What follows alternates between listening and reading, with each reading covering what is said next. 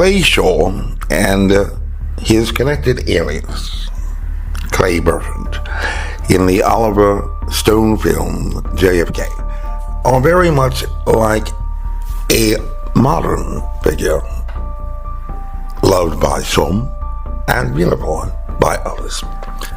Dr. Anthony Fauci.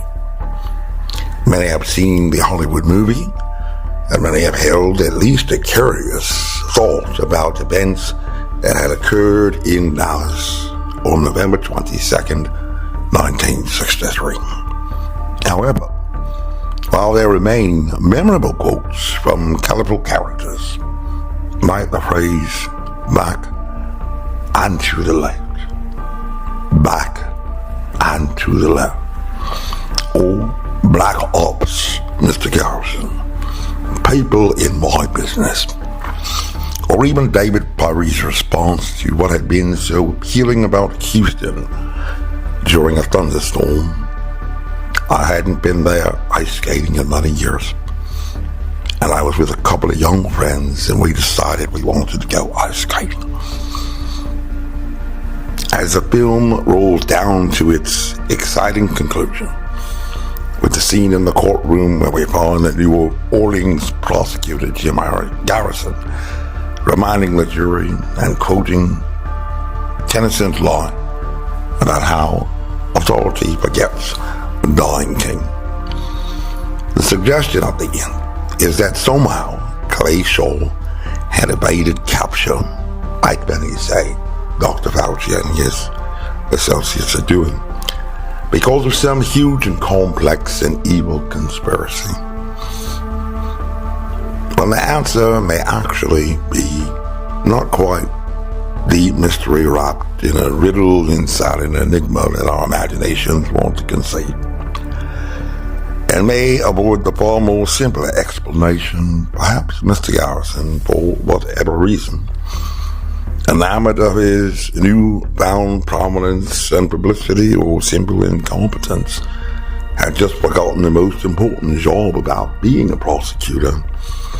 You actually have to bring a case to court.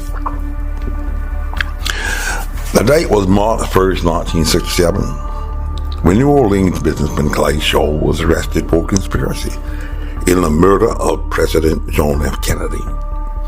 And his arrest had followed an extensive investigation by the Office of New Orleans District Attorney Jim Garrison and the murder of prime suspect David Perry.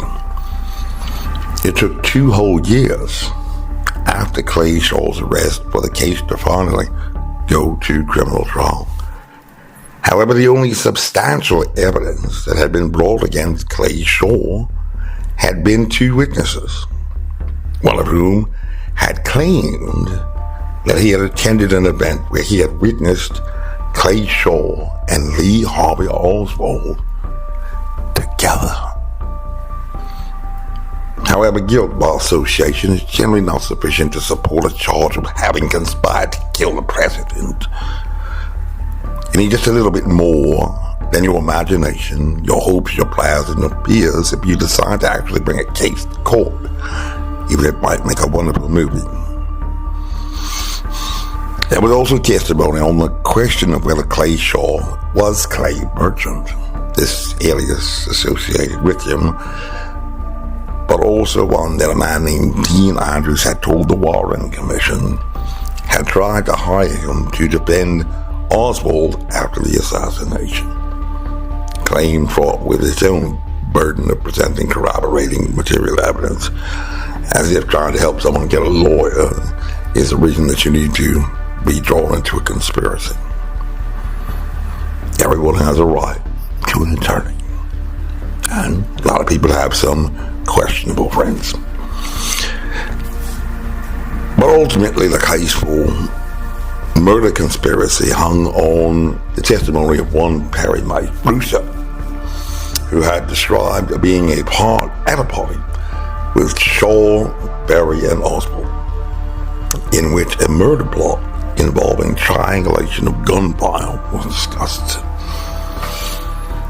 And any good defense attorney with the job of creating reasonable doubt My question why a jury should not implicate that witness by association, being so close to these others at a casual social event that he could hear the details of a murder plot. Wouldn't somebody say, it's none of your business and go away? Why would you be discussing something like that at a party anyway? In addition to why it took him so many years to provide these details, which he believed he recalled with pristine accuracy, perhaps weighing so heavily upon his mind for all of these years. His testimony raises some questions. And that trial had lasted only about 3 weeks. Went to jury on the evening of February 28, 1969, 6 years after the assassination of President Kennedy, and 2 years after Clay Shaw's arrest. And in the wee hours of the morning of March 1st, 1969, exactly 2 years after his arrest, Clay Shaw was acquitted of any wrongdoing in an alleged conspiratorial plot to assassinate President John F. Kennedy. But at least it made some publicity and headlines in the press for somebody.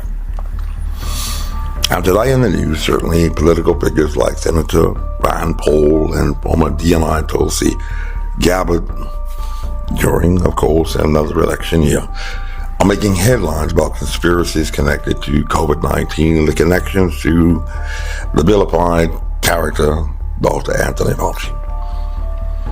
Especially after the recent arrest of one of his top advisors at NIAID, Dr. David Morans.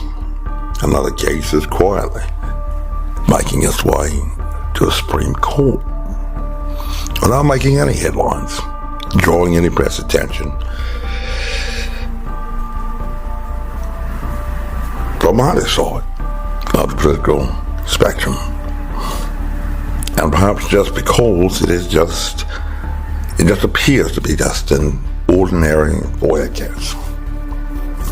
Not too far distinct from any other FOIA case or run-of-the-mill claims, the vast majority of which tend to be settled rather quickly after the government files an affidavit at the court, accepted on good faith, in deference to demonstrate that a reasonable search had been attempted by the agency to locate the documents that had been requested,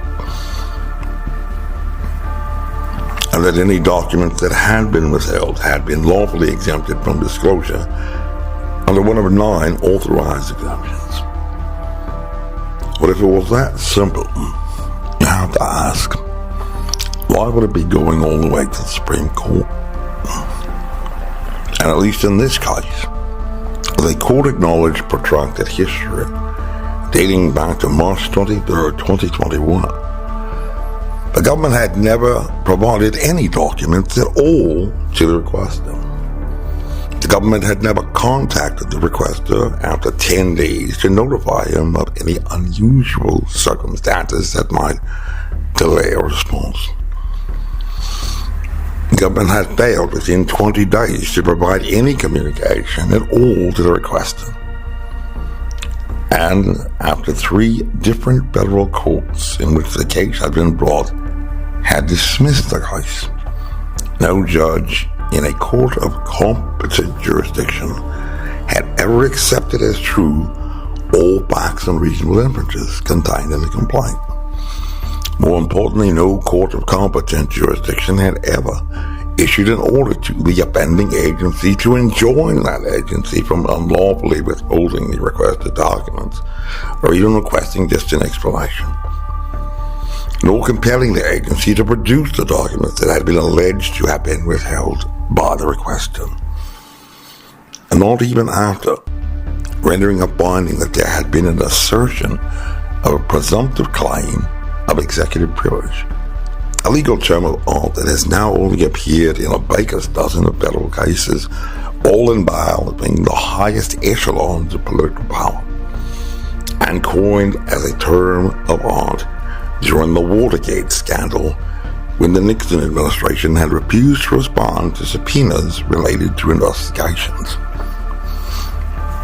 And in this matter, there is no prosecutor, no special investigator, and no independent counsel.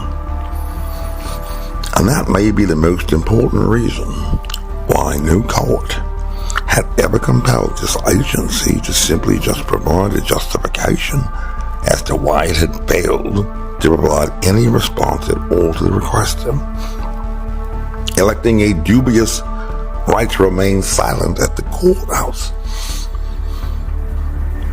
Because had a court compelled that agency, in this case the White House, to produce the requested documents, a special investigator would have been required to have been appointed by that court to conduct an investigation and present findings to support punitive actions against wrongdoing that had occurred. And under 18 U.S.C. Section 1512, whenever anyone, without exception, corruptly delays, prevents, or obstructs a federal investigation, which this would be, it is punishable as a felony.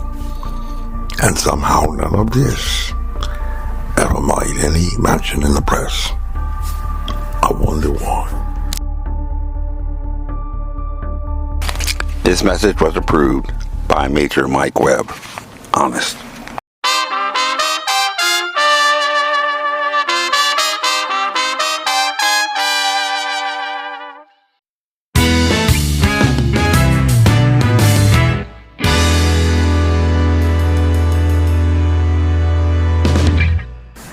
It's quaint.